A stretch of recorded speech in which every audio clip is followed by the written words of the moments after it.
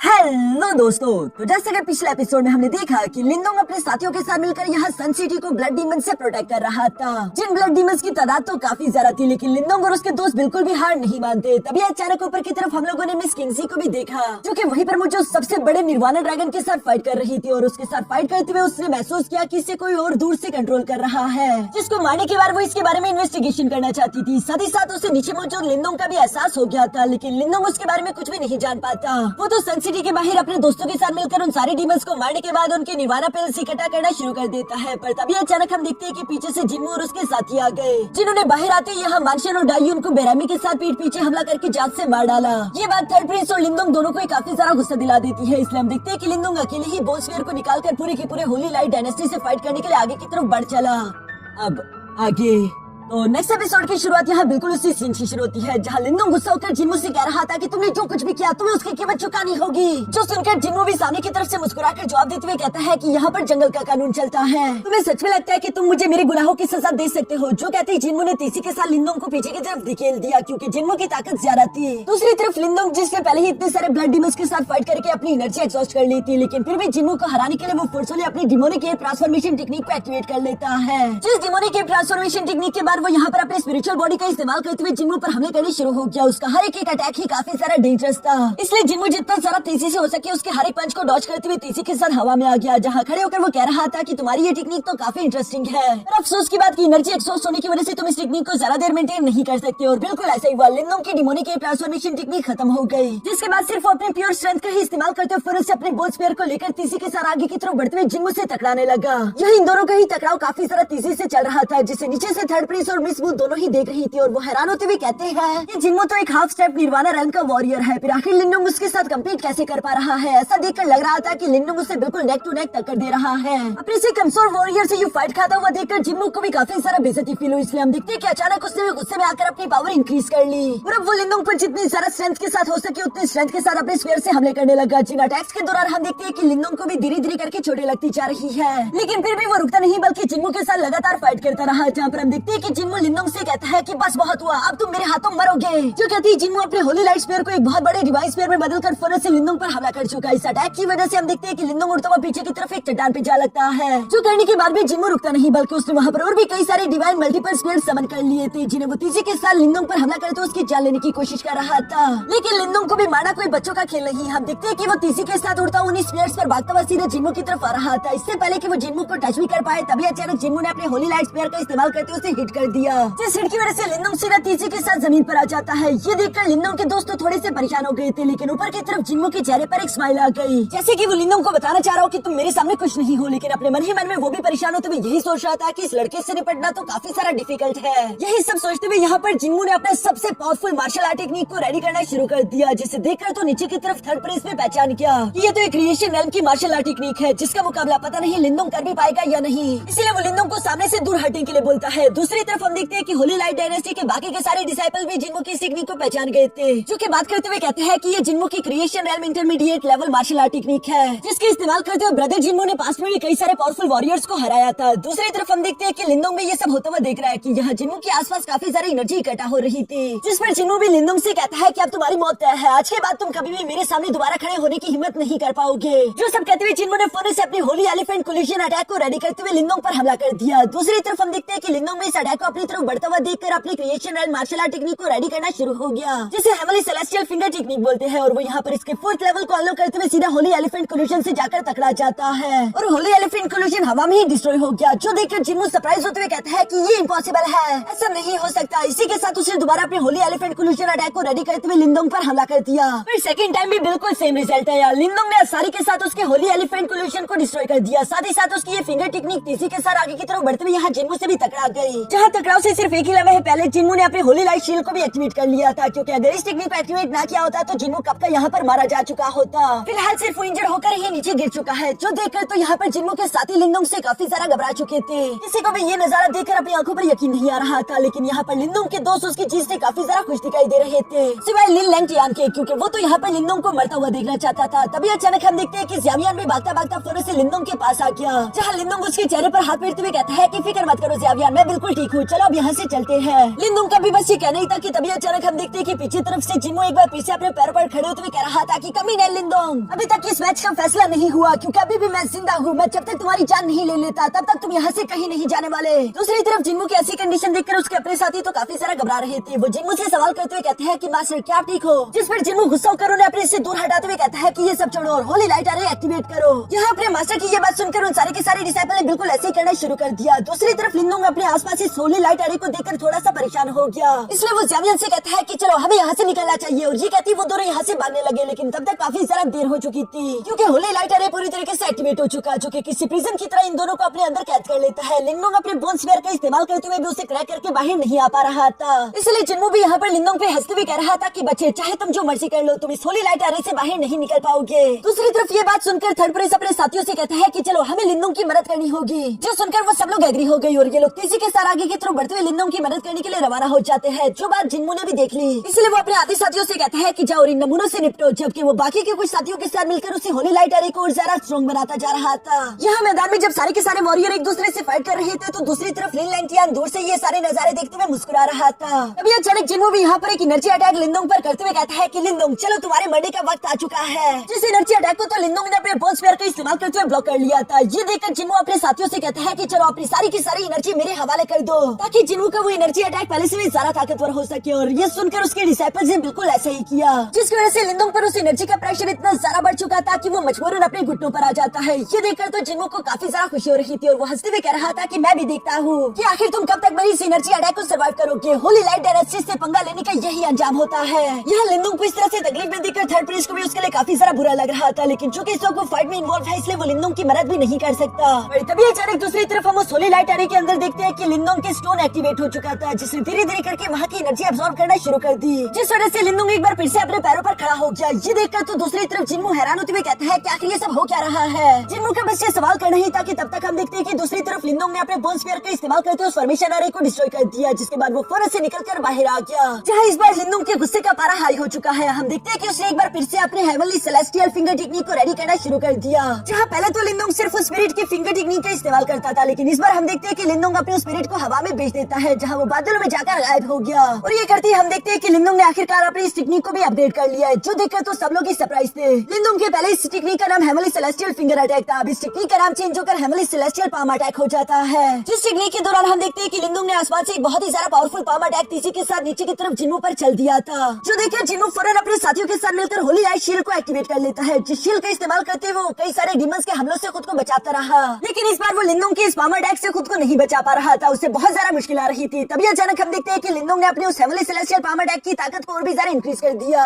जिस वजह से वो अटैक यहाँ पर जिन्मू और उसके साथियों को एक बहुत बड़े पावरफुल ब्लास्ट के साथ कुचल देता है। यहाँ लिंदोंग की ये टेरिफाइंग पावर देखकर तो उसके दोस्त भी सरप्राइज हो गए थे, क्योंकि सिर्फ इसी एक पाम अटैक के दौरान लिंदोंग ने जिन्मू और उसके कई सारे साथियों को जान से मार डाला था, और बचे कुछ साथी भी यहाँ पर लिंदोंग की ये टेरिफाइंग पावर देखकर घबराते हुए फौरन वहाँ से भाग जाते हैं। मिस मूवी यहाँ पर हैरान होते हुए लिंदोंग की तरफ देखकर कहती है कि आखिर कोई क्रिएशन एल्म की मार्शल आर्ट टेक्निक भी इतनी ज्यादा टेरिफाइंग कैसे हो गई, उसने आज से पहले ऐसी खतरनाक चीज कभी नहीं देखी थी। दूसरी तरफ यहाँ लिंदोंग की जीत पर उसके साथी तो काफी ज्यादा खुश हो गए थे, इवन की थर्ड प्रिंस को भी यहाँ लिंदोंग के लिए काफी ज्यादा अच्छा फील हो रहा था। लेकिन दूसरी तरफ इतनी लंबी फाइट लड़ने की वजह से हम देखते हैं कि लिंदोंग काफी ज्यादा कमजोर हो चुका था, और वो कमजोर होते हुए नीचे की तरफ आ गया, जहाँ मिस्टर डाउ लिंदोंग से सवाल करते हुए कहता है कि बच्चे क्या तुम ठीक हो, जिस पर लिंदोंग जवाब देते हुए कहता है कि हाँ मैं ठीक हूँ, लेकिन ऐसा लगता है कि अभी के लिए मेरी इस कल्टिवेशन के साथ मैं इस हेवनली सेलेस्टियल पाम अटैक को ज्यादा इस्तेमाल नहीं कर सकता, क्योंकि ये बहुत ही ज्यादा एनर्जी कंज्यूम करता है। लिंदोंग को इस तरह से जख्मी देखकर फौरन से ज़्यावियान भी वहाँ पर आ जाता है, जिससे लिंदोंग कह रहा था कि फिक्र मत करो, अब फाइट खत्म हो गई, यानी कि सब कुछ ठीक हो चुका है। लेकिन ये तो सिर्फ उसकी गलतफहमी थी, क्योंकि लिन लैंगटियान तो इसी मौके का इंतजार कर रहा था, जो कि लिंदोंग को कमजोर पाकर फौरन से उस पर हमला करने के लिए वहाँ पर पहुँच गया,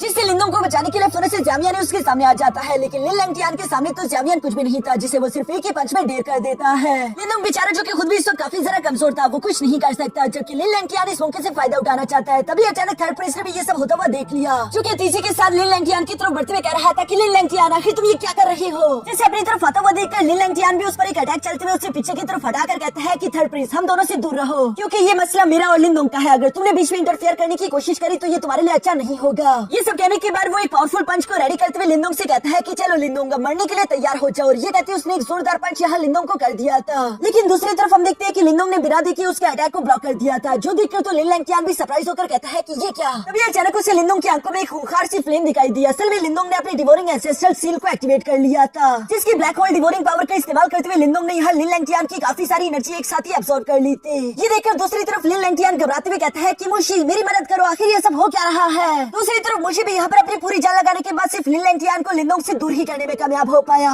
जो होती है अचानक से हम देखते हैं कि थर्ड प्रिंस भी अपने साथियों को लेकर यहाँ स्लैश अटैक्स लिन लैंगटियान पर लगाते हुए से लिंदोंग के सामने पहुंच गया था। लिन लैंगटियान को समझ आ गई कि आज के दिन तो वो लिंदोंग की जान नहीं ले पाएगा, इसलिए वो गुस्सा हुए कहता है कि लिंदोंग कमीने तुम बहुत सारा लकी हो, लेकिन हर बार तुम्हारी किस्मत तुम्हारा साथ नहीं देगी। अगली बार जब हम मिलेंगे तो मैं तुम्हारी जान लेकर ही रहूंगा। और ये सब बोलते हुए लिन लैंगटियान वहाँ से जान बचाकर भागते हुए निकल गया। जिसके बाद हम देखते हैं कि लिंदोंग को ज़्यावियन की याद आई और वो फौरन से भागते हुए ज़्यावियन के पास आ गया, जो कि इस वक्त बेहोश होकर पड़ा हुआ था। लिंदोंग अपनी पावर्स का इस्तेमाल करते हुए उसे चेक करते हुए कहता है कि ज़्यावियन मैं तुम्हें कुछ भी होने नहीं दूंगा। दूसरी तरफ थर्ड प्रिंस भी ये सारा सीन देखकर थोड़ा सा उदास हो गया। वो आसपास के नजारे को देखते हुए कहता है कि जब से हम लोग इस एंशिएंट बैटलफील्ड में आए हैं हमारा बहुत सारा नुकसान हुआ। मैंने यहाँ पर इतने सारे नुकसान की उम्मीद तो बिल्कुल भी नहीं करी थी। इसके बाद सीन शिफ्ट होकर दूसरी तरफ रात को हम लोग यहाँ मिस किंगसी को देखते हैं, जो कि उड़ते हुए उसे निर्वाणा ड्रैगन के बारे में इन्वेस्टिगेट कर रही थी कि आखिर कौन था जो उसे कंट्रोल कर रहा था। इसी इन्वेस्टिगेशन के दौरान अचानक से मिस किंगसी के पीछे वहाँ पर एक और लड़का भी आ जाता है, जिसका नाम युआन कैंग है। युआन कैंग यहाँ पर आते ही कहता है कि ये देखो ये तो मिस किंगसी है, आखिर आप यहाँ पर इतनी रात को क्या कर रही है। जिस पर दूसरी तरफ किंगसी भी उसे बहुत सारा पोलाइटली और मेजेस्टी युआन कैंग कहकर पुकार रही थी। ऐसे तो युआन कैंग मिस किंगसी को पसंद करता है, इसलिए वो मिस किंगसी से कह रहा था कि अब यहाँ पर हम दोनों ही मौजूद है, इसलिए तुम्हें मेरे सामने इतनी पोलाइट होने की कोई जरूरत नहीं। मिस किंगसी भी उसकी बात मान लेती है। इसके बाद वो उसे जवाब देते हुए कहती है कि असल में मुझे मेरे मास्टर ने यहाँ पर भेजा था, जिन्हें मालूम हुआ कि एंशिएंट बैटलफील्ड में कुछ चीजें तो अजीब हो रही थी और उन्हीं को इन्वेस्टिगेट करने के लिए मैं यहाँ पर आई हूँ। जो सुनकर युआन किंग मुस्कुराकर जवाब देते हुए कहता है फिर तो तुम्हारी मास्टर थोड़ी सी लेट हो गई, क्योंकि मैं भी यहाँ पर अपने मास्टर के ही ऑर्डर पर आया था और ऑलरेडी मैंने उसके बारे में इन्वेस्टिगेशन करके उस प्रॉब्लम को सॉल्व भी कर दिया। तो कहता है ये 9 युआन स्टार का निर्वाणा ड्रैगन और इससे मैंने जान से मार डाला है, तो तुम्हें फिक्र करने की कोई जरूरत नहीं। जिस पर मिस किंगसी उसे बताती है कि यहाँ पर इस तरह का एक निर्वाणा ड्रैगन नहीं था, बल्कि कई सारी जगहों पर कई सारे अलग अलग निर्वाणा ड्रैगन ने हमला किया, जिनमें से एक को तो मैंने खुद मारा है और उसकी बॉडी पर ये सील भी लगा हुआ था, जिस सील को देखकर ऐसा लगता है कि कोई उसे दूर से कंट्रोल कर रहा है। ये सुनकर तो युआन किंग सरप्राइज होते हुए कहता है कि मैंने इस ड्रैगन को मारते हुए किसी तरह की भी सील को नोटिस नहीं किया, लेकिन क्या कोई सच में 9 युआन स्टार के निर्वाणा बीस्ट के ऊपर भी इस तरह का कोई मार्क लगा सकता है? ये तो बहुत ही ज्यादा डेंजरस है। जिस पर मिस किंगसी कहती है कि हाँ जो भी इस काम के पीछे यकीनन वो बहुत ही ज्यादा पावरफुल फोर्स होगी, लेकिन उन लोगों को यहाँ पर ये सब करने का मकसद क्या है हमें उसके बारे में इन्वेस्टिगेट करना होगा। और चूंकि आपके पास और सारी इन्फॉर्मेशन नहीं तो मुझे माफ करिए, मुझे यहाँ से आगे इन्वेस्टिगेशन करने के लिए रवाना होना होगा। जो कहने के बाद मिस किंगसी वहाँ से रवाना हो गई। ब्रदर युआन किंग भी यहाँ पर मिस किंगसी का ये रूखा बर्ताव देकर कहता है कि ये एक बहुत ही ज्यादा एरोगेंट लड़की है, लेकिन कभी न कभी तो ये मेरी वाइफ बनेगी, तो मुझे बर्दाश्त करना ही होगा। और ये कहती वो भी मिस किंगसी के पीछे रवाना हो गया। जिसके बाद हम नीचे यहाँ जंगल में कुछ लोगों को देखते हैं जिनकी नजर इन पर पड़ गई थी और वो आदमी अपने साथियों से कहता है कि जाके बाकी सब लोगों को भी इन्फॉर्म कर दो कि सुपर सेट वालों ने हमारा चारा चुन लिया, अब अपने प्लान को आगे बढ़ाने का वक्त आ चुका है। इसके बाद सीन शिफ्ट होकर दूसरी तरफ लिंदोंग पर आ गया, जिसने चिन्मो की उसी होली एलिफेंट कोल्यूशन टेक्निक को हासिल कर लिया था और वो इसे सीखने की कोशिश कर रहा है। कुछ देर की लगातार कोशिश के बाद हम देखते हैं कि लिंदोंग इसे परफॉर्म करने में कामयाब हो गया। इसलिए वो खुश होते हुए फौरन से यहाँ मिस्टर डाओ के पास आकर कहता है कि चिन्मो की ये होली एलिफेंट कोल्यूशन टेक्निक तो कमाल की है। मैं इस टेक्निक को देखकर इंप्रेस हो गया था, इसलिए मैंने इसे सीखने का फैसला किया। जिस पर दूसरी तरफ मिस्टर डाओ भी लिंदोंग को बताता है कि हाँ ये क्रिएशन रैम की मार्शल आर्ट टेक्निक है, अगर तुम लगातार इस टेक्निक पर मेहनत करते रहो तो तुम इसे पूरी तरीके से मास्टर कर लोगे। जो सुनकर लिंदोंग खुश होते हुए कहता है फिर मेरे पास दो क्रिएशन मार्शल आर्ट टेक्निक्स हो जाएंगे, जो कि बहुत अच्छी बात है। लेकिन ये सब सोचती है अचानक से हम देखते हैं कि लिंदोंग का चेहरा उतर गया, क्योंकि वो याद करता है कि उसने सिर्फ एक हाफ शेफ निर्वाणा रैम के वॉरियर के साथ फाइट करते खुद को इतना सारा कमजोर कर दिया था, जिसके बाद वो लिन लैंगटियान के सामने खड़ा भी नहीं हो पाया। अगर सोचो कि उसका सामने एक फुल निर्वाणा रैम के वॉरियर से हो गया था, वो क्या करेगा? हर बार वो अपने हेवनली सेलेस्टियल पाम अटैक का भी तो इस्तेमाल नहीं कर सकता, क्योंकि इस टेक्निक को भी इस्तेमाल करने के लिए बहुत सारी एनर्जी लगती है। मिस्टर डाओ भी दूसरी तरफ लिंदोंग की ये सारी बातें सुनकर कहता है कि अच्छा तो तुम इसी बात को लेकर परेशान हो रहे हो, वैसे मेरे पास एक रास्ता है कि तुम निर्वाणा रैम के वॉरियर का भी मुकाबला कर पाओ। जो कहती है मिस्टर डाओ ने अपने पास से एक बॉडी टेम्परिंग टेक्निक बाहर निकाल ली, जिसका नाम था लिटिल शाइल गोल्डन बॉडी टेक्निक। ये लिटिल शाइल गोल्डन बॉडी टेक्निक भी एक क्रिएशन रैम की मार्शल आर्ट टेक्निक है, जिसका इस्तेमाल करते हुए यूजर की बॉडी बहुत ही ज्यादा स्ट्रॉन्ग हो जाएगी। मिस्टर डाओ लिंदोंग को बताता है कि ये टेक्निक मुझे एक अर्से पहले मिली थी, अगर तुमने इस टेक्निक को अच्छे से मास्टर कर लिया तो तुम अपने ही हेवनली सेलेस्टियल पाम अटैक तक को भी झेल सकते हो। ये सुनकर तो लिंदोंग कहता है कि चिंदी चोर फिर तूने आखिर ये टेक्निक मुझे पहले क्यों नहीं दी? और ये कहती वो उस टेक्निक को पकड़ने की कोशिश करने वाला था, जिस पर मिस्टर डाओ उस टेक्निक को साइड पर हटाते हुए कहता है कि आखिर तुमने मुझे समझ कर क्या रखा है? तुम्हें लगता है कि मैं कंजूस हूँ, लेकिन ये बात सच नहीं, क्योंकि फिजिकल कल्टीवेशन को हम स्टेप बाय स्टेप ही कर सकते हैं। पहले तुम्हारी फाउंडेशन अनस्टेबल थी, तुम्हारी कल्टीवेशन भी उतनी ज्यादा अच्छी नहीं थी। अगर तब मैंने ये टेक्निक तुम्हें प्रैक्टिस करने के लिए दी होती तो तुम सिवाय खुद को चोट पहुंचाने के अलावा कुछ भी ना कर पाते। क्या गुस्से मेरी काम की बात है तेरे बेचे में। जो सुनकर लिंदोंग जवाब देते हुए कहता है कि हाँ मास्टर, मैं सब समझ गया। तो ग्रेट हो। जिस पर दूसरी तरफ मिस्टर डाओ भी खुश होकर जवाब देते हुए कहता है कि हाँ ये बात तो ठीक कही तुमने। चूंकि अब तुम्हारी कल्टीवेशन और स्ट्रेंथ इंप्रूव हो चुकी है तो मैं ये टेक्निक तुम्हें मास्टर करने के लिए दे सकता हूँ। लेकिन इस टेक्निक को और भी ज्यादा पावरफुल बनाने के लिए तुम्हें अपने एंसेस्ट्रल डिवोरिंग सील का भी इस्तेमाल करना होगा। जो सारी बातें सुनकर लिंदोंग उस टेक्निक को लेते हुए कहता है कि ठीक है, मैं बिल्कुल ऐसे ही करूंगा। जो सुनकर मिस्टर डाओ कहता है लेकिन उससे पहले मैं चाहता हूँ कि तुम अपने निर्वाणा पिल्स का बैग भी मेरे हवाले कर दो। लिंदोंग जानता रहा कि ये लालची मिस्टर डाओ बदले में तो मुझसे जरूर कुछ न कुछ मांगेगा और वही हुआ।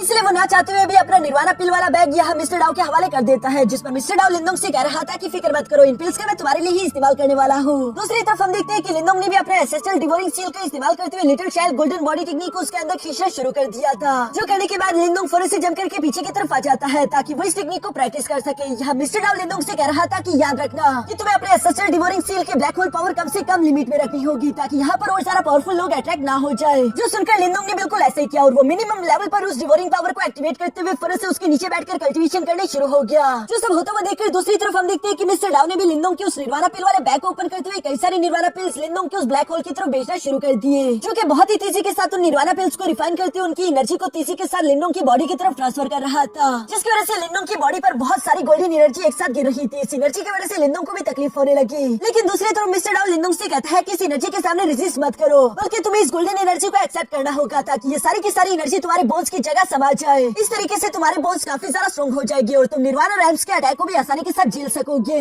हाँ, ये बात सच है कि तुम्हें इस प्रोसेस के दौरान बहुत तकलीफ होगी, लेकिन मुझ पर यकीन रखो कि एक बार अगर तुम कामयाब हो गए तो तुम्हें बहुत ज्यादा अच्छा लगेगा। लिंदोंग भी यहाँ पर मिस्टर डाओ की बात मानते हुए बिल्कुल ऐसे ही करता है और वो इस एनर्जी को और भी ज्यादा तेजी से अपनी बॉडी के अंदर एब्सॉर्ब करने लगा। लेकिन साथ ही साथ उसकी तकलीफ भी धीरे धीरे करके बढ़ती ही जा रही थी, जहाँ दर्द की वजह से लिंदोंग जोर जोर से चिल्लाने लगा। ये देखकर नीचे की तरफ ज़ावियान को भी लिंदोंग के लिए फिक्र हो रही थी। लेकिन मिस्टर डाओ उसे डांटते हुए कहता है कि स्टूपिड टाइगर, खामोश हो जाओ, उसे इस तकलीफ से गुजरना ही होगा। वैसे भी ताकतवर होने के लिए तकलीफ तो झेल ही होती है। इसके बाद हम देखते हैं कि लिंदोंग अगले कुछ दिनों तक लगातार यूं ही कल्टीवेशन प्रैक्टिस करता रहा, जहाँ मिलियंस ऑफ निर्वाणा पिल्स की एनर्जी रिफाइन होकर लिंदोंग की बॉडी में समा रही थी और उसकी बॉडी गोल्डन बॉडी में ट्रांसफॉर्म हो रही है। मिस्टर डाओ भी बाहर की तरफ इंतजार करते हुए यही देख रहा था कि जब जब उस ब्लैक होल के अंदर निर्वाणा पिल्स की एनर्जी कम होती वो फौरन से उसके अंदर और सारे निर्वाणा पिल्स डाल देता, जिस वजह से दिखते देखते लिंदोंग की बॉडी पूरी तरीके से ट्रांसफॉर्म हो जाती है। और अचानक एक एनर्जी ब्लास्ट के साथ हम देखते हैं कि लिंदोंग की पूरी बॉडी गोल्डन तरह से चमक रही थी, जिसे देखकर मिस्टर डाओ भी खुश होते हुए कहता है कि लिंदोंग ने आखिरकार निर्वाणा गोल्डन बॉडी अचीव कर ही ली। दूसरी तरफ लिंदोंग भी अपनी इस निर्वाणा गोल्डन बॉडी के साथ काफी ज्यादा कूल लग रहा था, जिसके बाद वो नीचे की तरफ आते हुए खुद को देखकर कहता है कि मैं अपनी स्ट्रेंथ को महसूस कर सकता हूँ और ऐसा लगता है कि स्ट्रेंथ के साथ तो मैं एक निर्वाणा रैम के वॉरियर के साथ भी भिड़कर खुद को बचा लूंगा।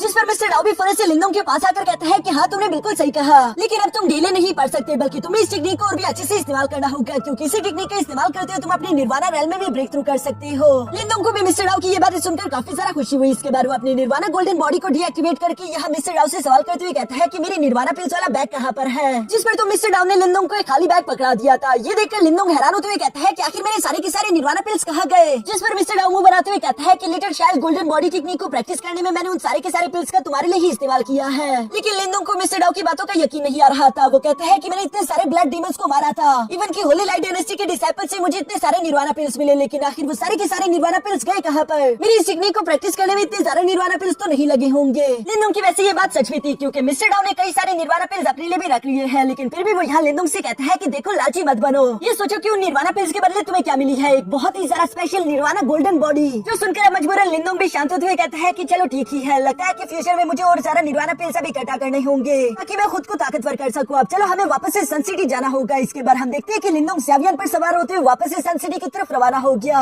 जिसके साथ ही हमारा ये एपिसोड यहीं पर खत्म हो जाता है।